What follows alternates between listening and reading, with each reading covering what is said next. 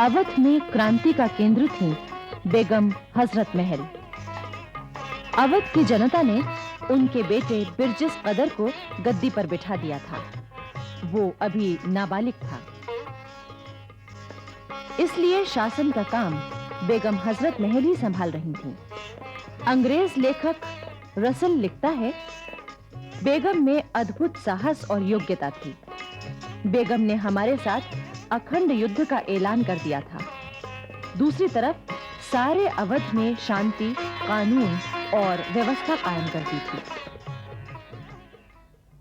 उधर general Havelock Kanpur से लखनऊ की ओर बढ़ने के कई प्रयत्न कर चुका था, लेकिन उसे सफलता नहीं मिल रही थी। क्रांतिकारी सेना उसे आगे बढ़ने नहीं दे रही थी।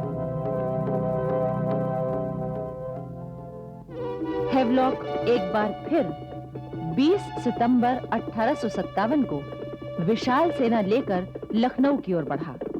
इस बार उसके साथ नील, आउटरम, कूपर और आयर जैसे 4 अनुभवी जनरल भी थे। रास्ते में अवध की जनता ने जगह-जगह कंपनी की सेना का विरोध किया, किंतु इस बार अंग्रेजों के हौसले बढ़े हुए थे। उन्होंने जिस गांव पर हरा झंडा फहराता देखा, उसे जलाकर राख कर दिया, निवासियों को मार डाला।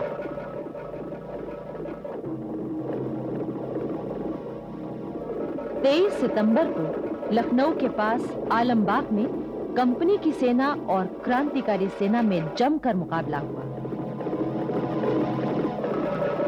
लेकिन तभी दिल्ली में दोबारा अंग्रेजी राज कायम होने की खबर आई। इससे अंग्रेजों के हौसले और बढ़ गए। 25 सितंबर को अंग्रेजी सेना 4 बाग के पुल के पास आ पहुंची। क्रांतिकारी सेना के साथ यहां भी घमासान युद्ध हुआ। कंपनी सेना का भारी नुकसान हुआ। इसी दौरान इलाहाबाद में दमन करने वाला मशहूर सेनापति जनरल नील मारा गया। कंपनी की सेना लड़ते लड़ते रेजिडेंसी पहुंच गई। इसका नेतृत्व हैवलॉक कर रहा था। रेजिडेंसी में क्रांतिकारी सेना ने घेरा डाल दिया। अंग्रेजों की सेना रेजिडेंसी में कैद हो गई। आखिर ब्रिगेडियर ग्रांट एक बड़ी सेना लेकर आलमबाग पहुंचा। 14 नवंबर को आलमबाग की ओर से ब्रिगेडियर ग्रांट ने और रेजिडेंसी की ओर से हैवलॉक और आउटरम ने क्रांतिकारियों को दबाना शुरू किया। 16 नवंबर को सर कॉलिन कैम्पबेल ने अपनी सेना के साथ सिकंदरबाग पर हमला किया। क्रांतिकारियों ने यहां अद्भुत साहस दिखाया। इसके बाद दिलखुशबाग, शाहनजर, मोती महल आदि अनेक स्थानों पर 23 नवंबर तक युद्ध जारी रहा। रेजिडेंसी में कैद अंग्रेज छूट गए, किंतु लखनऊ शहर अभी तक क्रांतिकारियों के हाथ में था। इसी बीच कानपुर पर तात्या टोपे के कब्जे का समाचार मिलते ही कैम्पबेल कानपुर की ओर रवाना हुआ। उधर लखनऊ में जनरल आउटरम मोर्चा संभाले रहा। लखनऊ में उस समय क्रांतिकारियों के संगठन और नेतृत्व का काम क्रांति नेता मौलवी अहमद शाह देख रहे थे। अंग्रेज इतिहासकार लिखते हैं कि फैजाबाद के मौलवी अहमद शाह में एक महान आंदोलन चलाने और विशाल सेना का नेतृत्व करने की अद्भुत योग्यता थी।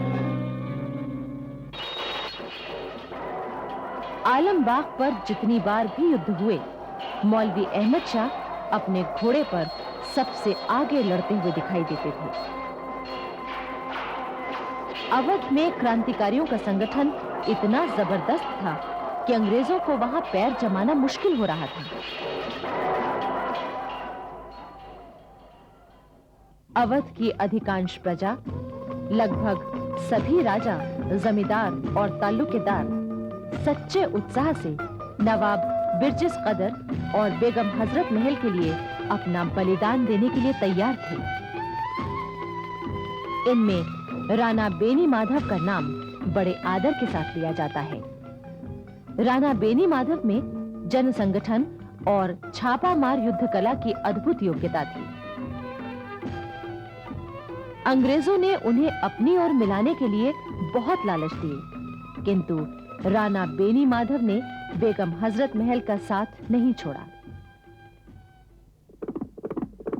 15 जनवरी 1858 को फिर युद्ध छिड़ा। उस दिन मौलवी अहमद शाह के हाथ में गोली लगी। 17 जनवरी को क्रांतिकारियों के एक और मुख्य सेनापति विदेही हनुमान घायल हुए और उन्हें अंग्रेजों ने पकड़ लिया। इसी दिन राजा बाल कृष्ण सिंह की मृत्यु हुई। 15 फरवरी 1858 को हाथ की चोट ठीक होने पर मौलवी अहमद शाह फिर युद्ध के लिए तैयार हो गए। लेकिन अब लखनऊ में अंग्रेजों की सेनाओं का भारी जमाव हो गया था। वो यहां क्रांतिकारियों का दमन करने के लिए पूरी ताकत लगा देना चाहते थे। उधर बेगम हजरत महल मर्दाना वेश पहनकर हथियार बांधे क्रांतिकारी सिपाहियों के हौसले बढ़ा रही थी। बेगम हजरत महल ने स्त्रियों का एक पूरा संगठन तैयार किया था। महलों की बांदियां उनकी निगरानी में कवायद किया करती थी। महिला जासूसों का एक अच्छा संगठन भी उन्होंने तैयार किया था। इतिहासकार लिखते हैं कि काश बेगम हजरत महल ने सैनिक शिक्षा पाई होती तो वो तमाम मर्द सेनापतियों से कई गुना अच्छी कमांडर साबित हुई होती। लखनऊ की एक एक इंच भूमि पर युद्ध शुरू हो गया था। बेगम हजरत महल भी हाथी पर सवार होकर युद्ध के लिए निकल आई थी।